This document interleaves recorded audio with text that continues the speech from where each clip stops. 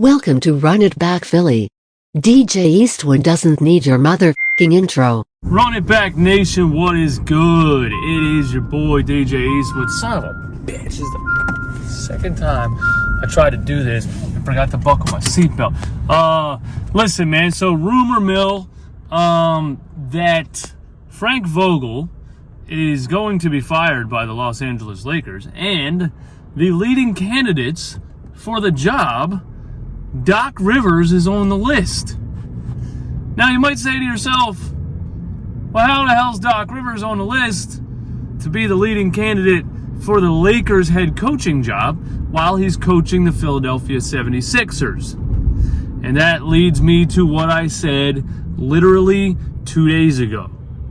I think Doc Rivers has one foot out the door. I think the management, the rest of the coaching staff in the front office is over what he's doing.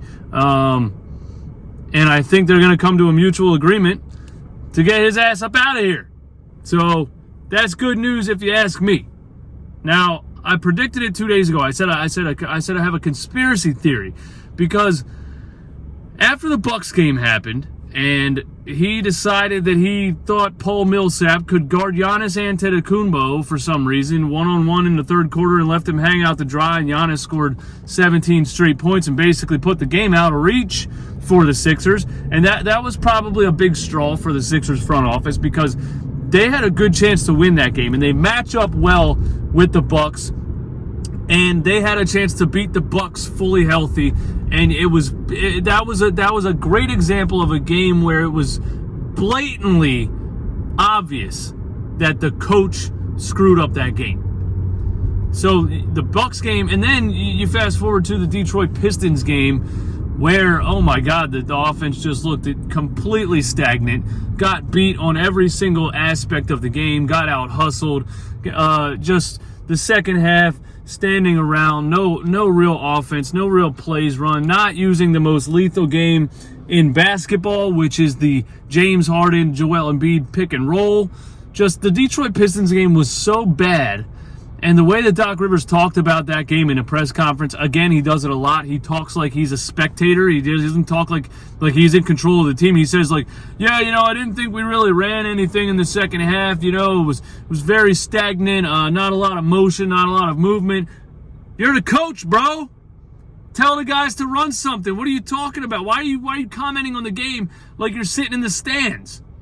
It doesn't make sense. But I really think the Bucks game and that Detroit Pistons game started to be the final straw for Doc Rivers because it's becoming clear that the Philadelphia 76ers have enough talent to make some noise in the playoffs. I don't know if they have enough talent to win a championship, but it's becoming clear that they have a damn good amount of talent on this team, especially after the James Harden trade. And there's more and more games that pass where you can clearly say that Doc Rivers was a major reason they came up short. You know what I'm saying? And then you go on to all of the things that he's doing or not doing with younger guys, Charles Bassey, Paul Reed, Isaiah Joe, and you start to say to yourself, why do other NBA teams constantly have young talent all over the floor in spurts, in 5-6 minute spurts? There's a 20-year-old kid that can shoot the ball, that can dribble, that can do this, that can do that, and the Sixers never have it. And you start to realize maybe it's not the fact that the front office can't find any talent. Maybe it's that we constantly have a coach, Brett Brown and now Doc Rivers, who can't figure out who to use, when to use them, or how to use them, or how to instill confidence in young players, how to develop young players' mentality and bring out the best of them in their short amount of time that they get on the floor. That's if you even give them time on the floor. Doc Rivers doesn't even give them time on the floor. So you go that route, and when you look at the two games that Dan Burke coached, which, by the way, the past two games that they won, Dan Burke was the most vocal one off the bench, not Doc Rivers. It's becoming clear to me that something's going on. The Sixers are slowly moving on from Doc Rivers. But when you watch the two games that Dan Burke coached when Doc Rivers was out with COVID, Isaiah Joe, as an example, had 18 points in the first game and 11 points in the second game. And then Doc Rivers came back and you never saw the kid again. Paul Reed held Giannis to 4 for 11 when he guarded him when the Sixers played the Bucks in Milwaukee. And Doc Rivers elected to go with Paul Millsap. Charles Bassey played in Denver against Nikola Jokic, put up 12 points, 7 rebounds, and 5 blocks, and Doc Rivers never played him again. So you start to realize, hold on a second, we actually have young talent. We could have a deep bench. We could be one of the deepest teams in the NBA, quite possibly. Maybe it's just the fact that the coach won't freaking play anybody. You know what I mean? So when you look at that, and you look at all the recent things, and then you start to hear rumors about there's players in the locker room that aren't feeling Doc Rivers, and you look at his past in LA, couldn't do anything with the Clippers team with Paul George on it. I know Kawhi was out, but you still had Paul George, and they blew a 3-1 lead. Maybe Kawhi was out, maybe Kawhi was in, I don't remember. Paul George comes out and says things about Doc Rivers, using him incorrectly. You got Terrence Mann in LA, who never got an ounce of playing time, and now he's averaging 10 points off the bench. It starts to be clear to everybody and the entire Sixers fan base. I mean, literally 99.9% of Sixers fans do not like Doc Rivers. And the people that don't watch games closely don't quite understand it. They'll say, oh, you guys always want to fire the coach. You guys always want to fire the coach. No, it's because these fans know what they're talking about. These fans watch the games and watch the games intently, and they watch his lineups and they watch all of the things that he does. It's not random that every Sixers fan is over Doc Rivers.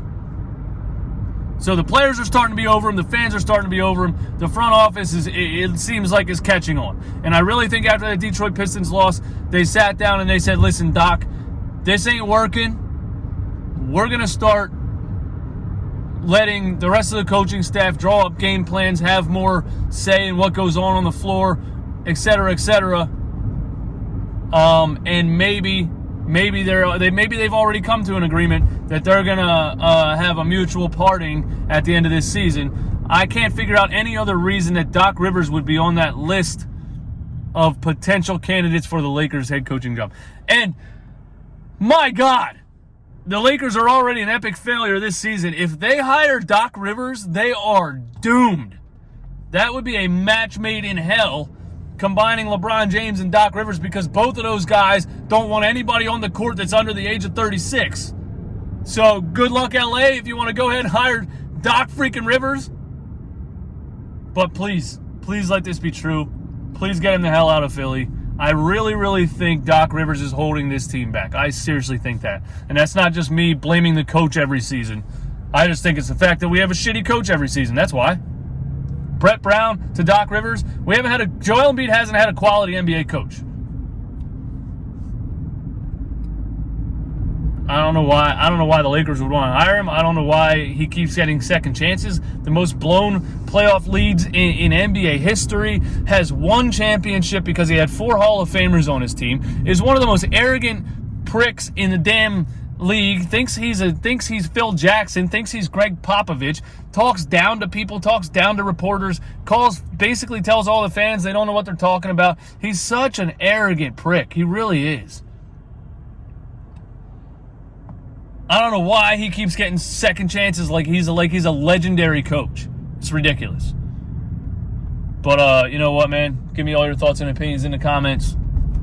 My name is DJ Eastwood. This is Run It Back Philly. No frauds, no fanboys, no intros. Get Doc Rivers up out of here, man. Peace.